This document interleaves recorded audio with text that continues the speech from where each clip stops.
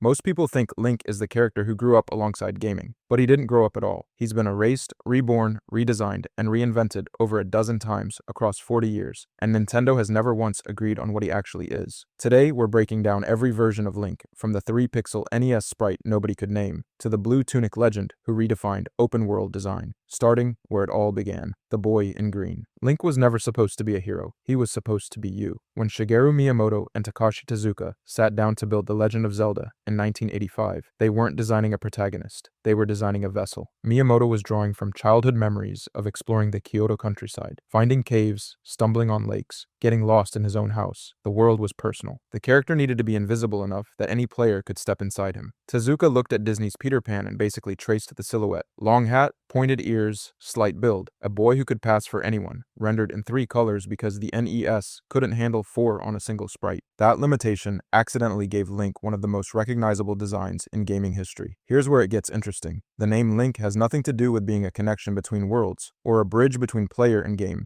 even though Nintendo leaned into that interpretation later. The original concept for Zelda involved time travel between the past and the future, and the Triforce was going to be made of electronic chips. The hero was the literal link between 2 eras. That idea got scrapped before launch. The name stayed. The game manual describes him plainly: a wandering traveler who finds a woman being chased and decides to help. Not chosen, not prophesied, just a kid who burns with a sense of justice and goes. That detail matters, because the moment Nintendo started changing, it is the moment Link started changing too. But even in those earliest years, something bigger was already taking shape. A Link to the Past added spin attacks and emotional storytelling. Link's Awakening gave him the first supporting cast that actually felt like real people. And Yoshiaki Koizumi, the man who quietly wrote Awakening in his spare time, had already decided his ambition was to make drama. The entire future of the series was already being drafted in an after-hours club at Nintendo's offices. And what came next made the gaming world stop completely. The third dimension. Ocarina of Time was not supposed to show Link at all. Miyamoto's original pitch for the N64 game was first person. No visible hero. Just the world, the sword, and you. The team built a prototype, what felt wrong immediately. Yoshiaki Koizumi, who had been quietly constructing a 3D model of Link in the background, refused to let it go. His exact reasoning: Link is cool, so I wanted to always be able to see him.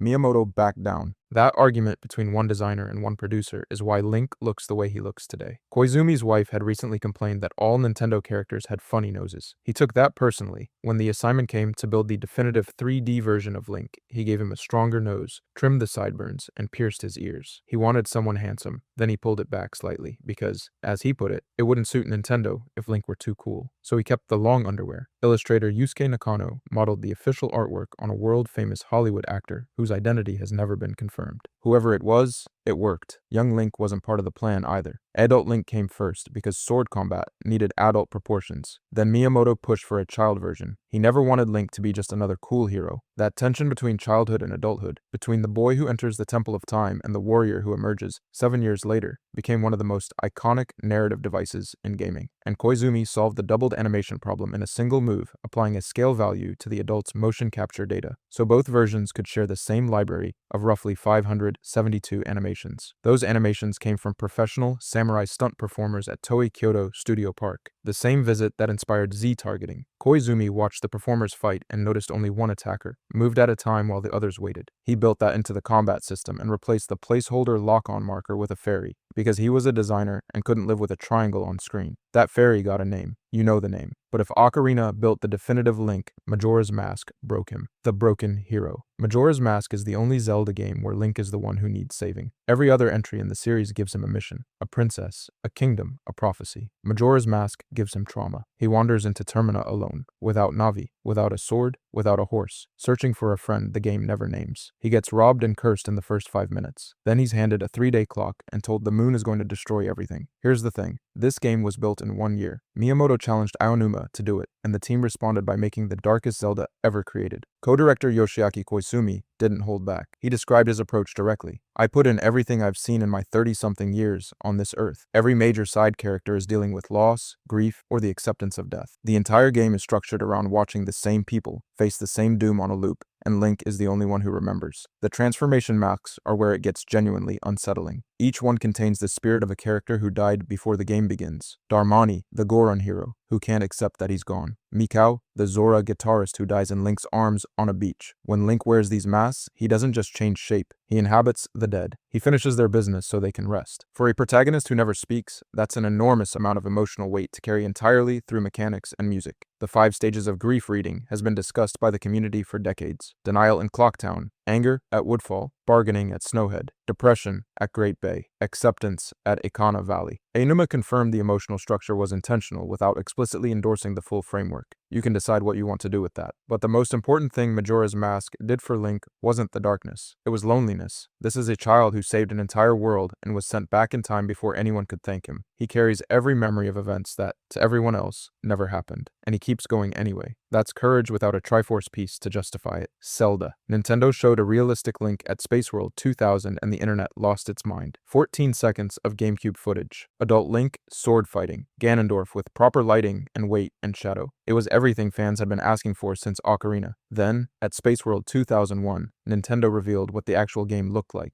Cartoon eyes, round cheeks, a tiny cel-shaded boy in a massive ocean. The backlash was immediate and vicious. The nickname Zelda spread everywhere. IGN's official thread called it animated C-quality Disney garbage. Fans who had waited years for a mature Zelda felt personally betrayed. What nobody knew at the time was that the Zelda team itself had doubts. Aonuma kept the art direction secret from Miyamoto during early development. When Miyamoto finally saw it, he literally cringed and told Aonuma it wasn't too late to go back to realism. Artist Yoshiki Haruhana explained the decision by describing a moment of flipping through a gaming magazine and seeing nothing but identical-looking games. He didn't want Zelda to become one of them. That reasoning sounds obvious in hindsight. In 2001, it felt like a disaster. But here's what the cel shading actually made possible. Wind Waker's Link had 1,674 vertices and 7 eye shapes, 6 eyebrow positions, 9 mouth configurations, and a movable pupil. That produced 155 distinct facial animations. He was the first Link in the series who could actually emote. His wide-eyed surprise when catapulted from a barrel, his scowl when squaring up against a moblin, his grin when he finds his sister. Wind Waker Link had more personality in his face than every previous version combined. The art style that fans called childish was doing something no realistic renderer could match. The commercial damage was real anyway. Wind Waker sold 4.6 million copies against Ocarina's 7.6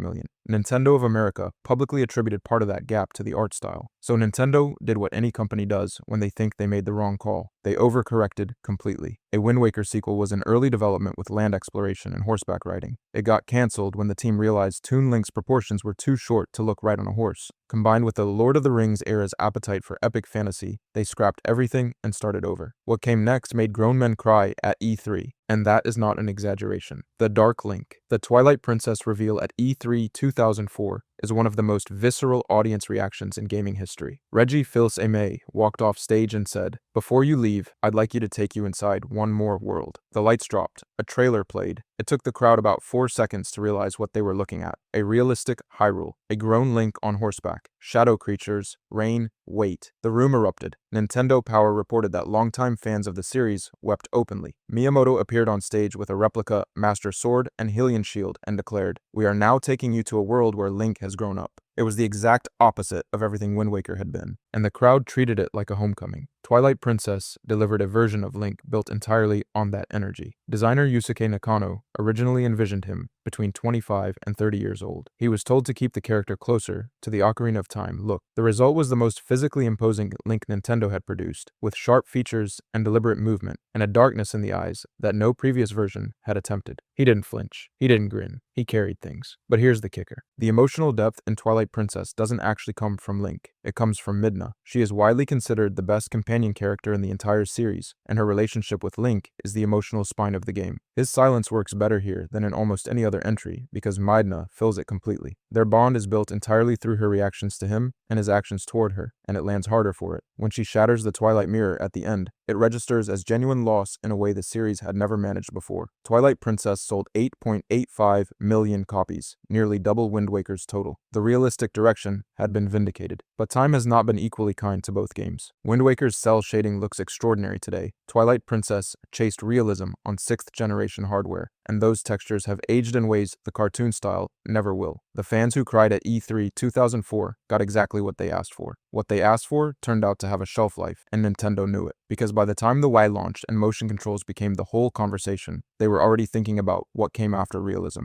The answer was an art style nobody saw coming, and a Link who, for the first time, had a love story. The origin. Skyward Sword did something none of the previous games had the courage to do. It made Link care about someone on screen. Every Zelda before it kept the emotional stakes abstract. Save the princess, stop the apocalypse, protect the kingdom. Skyward Sword made it personal. Link and Zelda grew up together in Skyloft. They are classmates, best friends, and the game goes out of its way to show you exactly how much she means to him before it takes her away. Nintendo even released a dedicated romance trailer. The relationship between Link and Zelda in this game is the most explicitly emotional in the series, and it works precisely because the team finally committed to it, rather than implying it from a distance. The art style split the difference between Wind Waker and Twilight Princess in a way that shouldn't have worked, but did. Miyamoto cited the Impressionist painter Paul Cézanne as a direct influence. The result was a watercolor softness layered over realistic proportions, characters rendered as if seen from a distance, with the details filled in by memory. Link himself looks warm here in a way Twilight Princess never managed. Less warrior, more person. But the most important thing Skyward Sword contributed to Link's story has nothing to do with art direction or romance. It has to do with a dying villain and a curse that retroactively explains everything. At the end of the game, the ancient demon Demise speaks his final words before being sealed away forever. He addresses Link and Zelda directly. Those who share the blood of the goddess and the spirit of the hero are eternally bound to his hatred. Every incarnation of Ganon, every doomed cycle of conflict, every Link and every Zelda across the entire timeline exists because of this single moment. The reincarnation framework that fans had theorized about for decades got a canon origin in one cutscene, and it meant that every game before Skyward Sword and every game after it was always the same story, just told to different people. The game also made Link right-handed for the first time in the mainline series, because Wii Motion Plus mapped sword swings to your actual arm. If you were right-handed, Link was right-handed. The silent protagonist became, for a moment, literally you. It was the most direct merger of player and character the series had attempted, and then the formula broke. Skyward Sword sold 3.67 million copies, the lowest of any three. Zelda. Aonuma looked at the numbers and the feedback and made a decision. The linear structure, the hand-holding, the corridor dungeons, all of it had to go. He told the team to rethink every convention the series had built. What they came back with, throughout the green tunic, throughout the map structure, and throughout 30 years of expectation. And the first question on the design document reportedly asked why Link always had to go right. The blue tunic. Breath of the Wild considered nearly 100 different designs for Link before settling on one. The green tunic that had defined the character for 31 years didn't make the cut. The shift wasn't a marketing decision. Art director Satoru Takezawa explained it plainly. As graphical fidelity increased, the pointy hat became harder to make look good. Senior lead artist Yoshiyuki Oyama was more specific. The blue tunic appeared early in development because blue stood out against the backgrounds they were building. It was a practical observation that became a philosophical statement. The most recognizable piece of Link's design, the thing every Halloween costume reaches for first, got retired because it stopped serving the world they were creating. The androgynous redesign was not an accident either. Aonuma had wanted a gender-neutral Link since Ocarina of Time. He admitted it directly in a 2016 interview. Back during the Ocarina of Time days, I wanted Link to be gender-neutral. I wanted the player to think maybe Link is a boy or a girl. Twilight Princess pushed masculine. Breath of the Wild reversed that completely. The ponytail, the softer features, the slender build. Aonuma's stated goal was to create a character where anybody could see themselves, regardless of gender. Link is canonically male, but the design works over time to make that feel like the least important thing about him. The silence got its first in-canon justification here. Zelda's diary explains that Link suppresses his emotions because the weight of expectation demands it. He says nothing because saying something would make the burden visible, and he can't afford that. It reframes every silent protagonist in every Zelda game before it as a character choice rather than a design limitation. Nobody changed the rule, they just finally wrote the reason. The Gerudo outfit sent the internet into a full spiral. To enter the women-only Gerudo town, Link cross-dresses in a Vi disguise, and the game plays it completely straight. No punchline,